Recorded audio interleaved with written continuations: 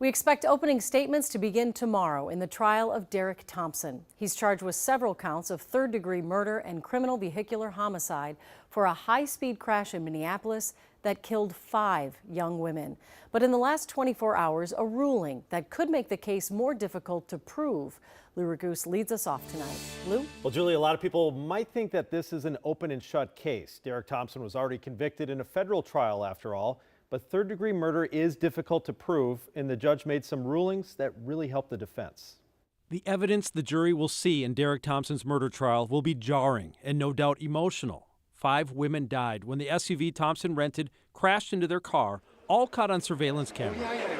But there is significant evidence the jury will not see. That's a blow for the state. That makes this a harder lift. Attorney Marsh Hallberg, who's not involved in this case, believes a series of rulings by Judge Carolina Lamas will make proving murder more difficult.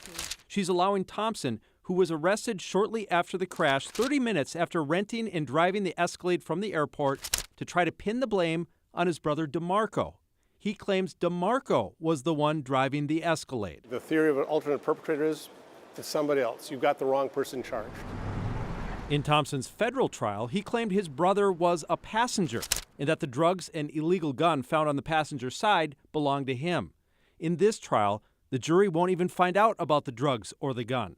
Judge Lamas ruled they are not relevant to the charges, even though the prosecutor's stated theory is that Thompson saw a state trooper while driving 95 miles per hour on 35W, then quickly exited to avoid being caught with the drugs and the gun. It'd certainly be nice to be able to point out the reason he's running is possibly because of the gun or the drugs in the car, but they don't have to have it. But it's certainly a nick in the state's case. The prosecution also cannot show the jury that Thompson was convicted of doing nearly the same thing in California, seriously injuring a woman. But they will continue with their pursuit of a third-degree murder conviction, which would put Thompson in prison significantly longer than his lesser charges.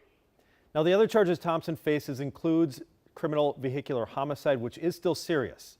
Opening statements are expected to start tomorrow, as we said. Julie? Was your expert surprised that they weren't going to allow them to enter into evidence that there were drugs and guns in the car that might have made him speed off that ramp? Not necessarily, because, it's not, the drugs and the gun did not cause the crash. So they've made the argument that it's not relevant to that charge.